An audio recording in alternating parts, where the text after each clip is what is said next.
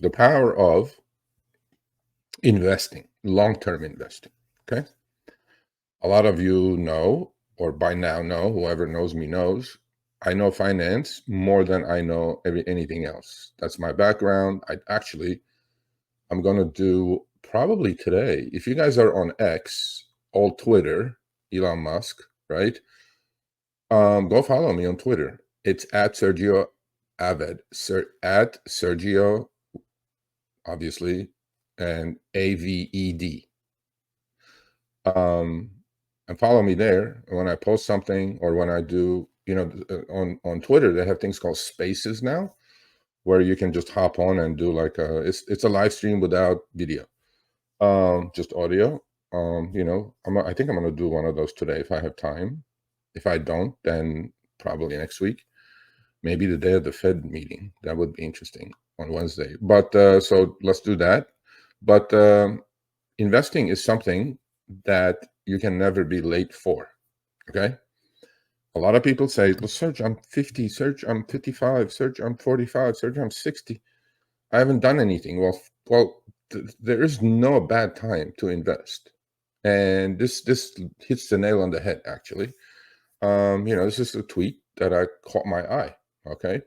So a lot of people worry about market going down, market going up. They try to time things. This is on long-term investing. We're not talking about trading now. We're not talking about short-term trading.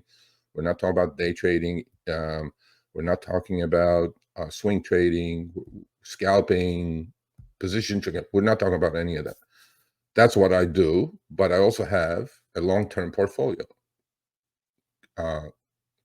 consisting of stocks that I think are good long-term investments.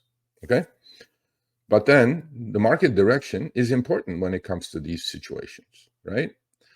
And I've talked about this on previous videos about DCA. DCA is dollar cost averaging. Okay. So if you were a youngster, let's say 25 years old, and you put up $100, just $100 a week in an account and buy an ETF. ETF is exchange traded funds of spiders, let's say SPY, S&P 500, right? If you did that until the age of 65, with the compounding and with bear markets, with down, with up, with down, with up, all that, from 25 to 65 for 40 years, right? You're doing the same thing with Social Security anyway. By the time you get to 65, if you're 25 today, there's not going to be Social Security for you because you're basically paying for, baby boomers who are going to retire by the 70 million actually over the last 10 years. So that $100 a week by doing just dollar cost averaging, not worrying about what the market's at, going up, bull market, bear market. People are all concerned. Oh, they read the news on CNBC. Oh, by the bear market, it's a bull market. Who cares? So that $100 a week with compounding would turn into, you guys are ready for this? $1.25 million. Think about it. $100 a week. Okay. I mean, why is that? That's because over the history of 100 years plus, stocks or equities have returned on average between 9 and 11%. And if you do reinvest your dividends, you may get a little bit more, but let's say 10%, right? That's the power of compounding. That's the power of long-term investing. So all of you should be doing that. If you're 50, you can do it for 10 years, 12 years instead of 40 years, but you'll still have some appreciable money coming your way. And this is just $100 a week. Okay. I saw this tweet by Mike Zaccardi. Don't want to miss those bull markets, he says, from First Trust Advisors. I guess that's where he works for. He said, average bull market lasts 4.3 years. And the average return in those 4.3 years is 149%. Okay. Average bear market lasts 0.9 years. You guys see that? There's like a 4-to-1 ratio here, right? And the downside is negative 32%. All right. So on this chart that he put up, which I thought was lovely, right? He put I can't even see the dates, but I think it goes back to the 50s, 40s, 50s, whatever.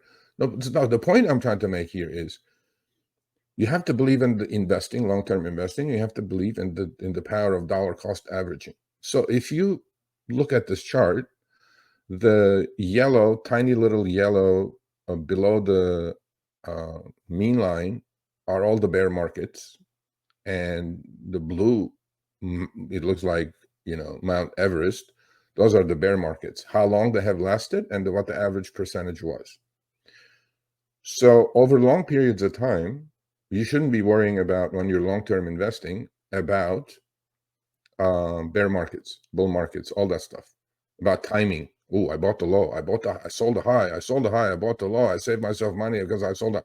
No, just put the money in there, dollar cost average. Let's say if you're doing $100 a week every Monday, let's say, okay, buy the spiders at whatever price they're in. You could be in a bear market, you could be in a bull market. If you're in a bull market, you're going to average up.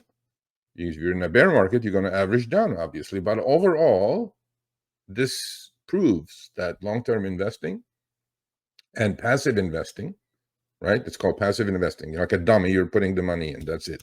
You're not thinking about, oh, NVIDIA did this, Apple did that, this announcement came, Federal Reserve did this, Washington did that, they raised taxes, right? None of that stuff. This is all in here, right? All of that. Like a dummy, you put the money, do your DCA, you'll be a very, very happy person, okay?